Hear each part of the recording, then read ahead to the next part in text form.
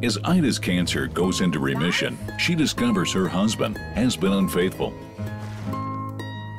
When she travels to Italy for her daughter's wedding, she meets Phillip, the father of the groom. What the hell do you think you're doing?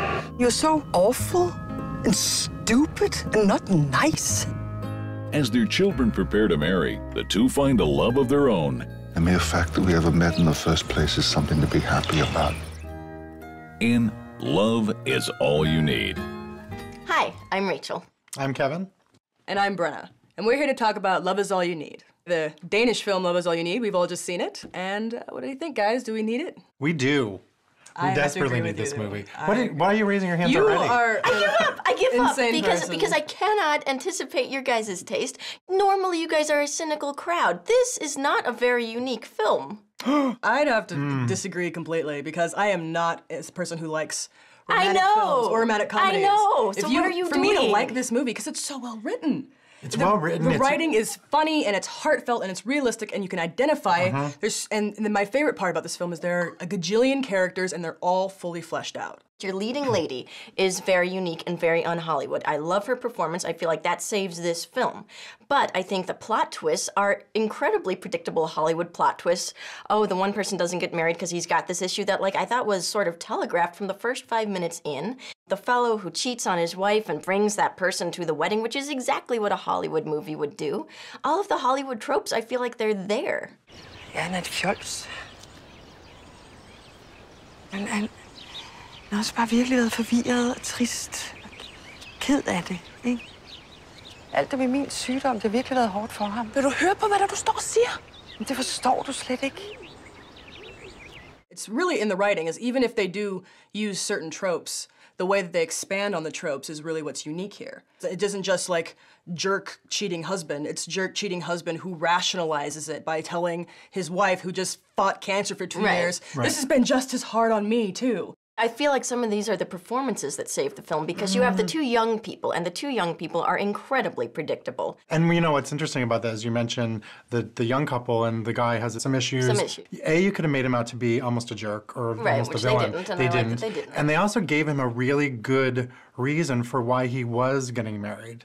Because of his relationship with his father, they made it realistic. I guess so. It's just that I felt like that's supposed to be a plot twist. There's supposed to be suspense there, and there just wasn't. We all, I think, both of us guessed that too. But I was just kind of waiting to see how they were going to play with it, and I thought it was really well done. The things are predictable, but the way that they go about achieving the predictable results is what makes this film enjoyable for me. Yeah, I mean, so that's why I feel like it's a good film, but that's also why I don't feel like it's a fantastic film. As I was watching it, I'm like, this is what a romantic comedy should be. It shouldn't be this over-the-top, runaway bride stuff. You know, yeah, it has its conventions, but it also was believable, it was real. The people were complicated, they weren't just cardboard cutouts. And like you said, every character had something interesting about them.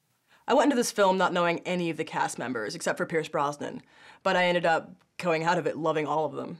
Right. Particularly the lead, Trine Dyrholm, who plays Ida. She's so good. She is amazing. She has the best smile I've ever seen. I fell in love with her in 5 minutes. The moment she smiles, your entire face lights up and your heart lights up and you're just like, oh my, you're amazing. And she can do more just in her face than most American actresses can do in a monologue. She is this character who is sort of set up to play goodness, you know, goodness incarnate.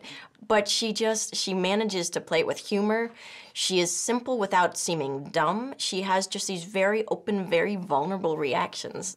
We have Brosnan, and God, I loved seeing him being bumbling and silly and awkward with comments, especially since I'm used to, you know, suave Bond. Right. He quickly won me over, too. He was vulnerable, he was lovely, and the unlikeliness of these two characters being put together, you're just like, it's so and amazing. Even that, it's so that kind weird. of standard, we don't like each other at the beginning chemistry was working because she was kind of giving it back to him.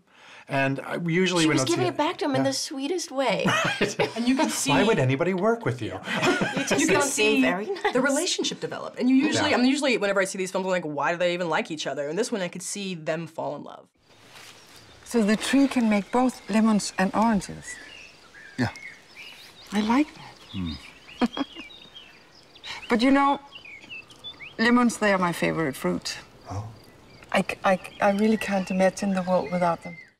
The film was directed by Susanne Bier, who did In a Better World and After the Wedding, both kind of sad and intense movies. Her and her co-writer, Anders Thomas Jensen, have done both those movies together, and this is completely different for them. And I actually kept on looking it up on IMDb going, really? Really? Because I've seen both of those movies, and they just don't have the same feel, but she does bring that realism to it, which I think is nice. Whenever I go into these kind of movies, I'm always nervous, particularly when they take place in beautiful European locations, because I'm like, oh, I'm gonna see 50 shots of Italy and the coast and the ocean, and I was actually really impressed by the lack of unnecessary, beautiful landscape shots. The only ones we saw were beautiful, but they were also served. They also served a purpose. Right. They set up a location, and they set up a time period. They set up that they were at the beach. A mood, or they had like a little montage in the beginning. But yeah, it was all appropriate. It was the bare minimum, and it wasn't overbearing. Right. Yeah. For fans of romantic comedies that don't like to be pandered to, this ended up being one of my favorite movies of the year so far. So I say, see it. I think the plot here needs a lot more oomph to be a great movie, but I also think that Trine Dyrholm's performance is endearing. So stream it. Don't let the sappy title or the poster or the synopsis throw you off. This is a truly wonderful film. See it.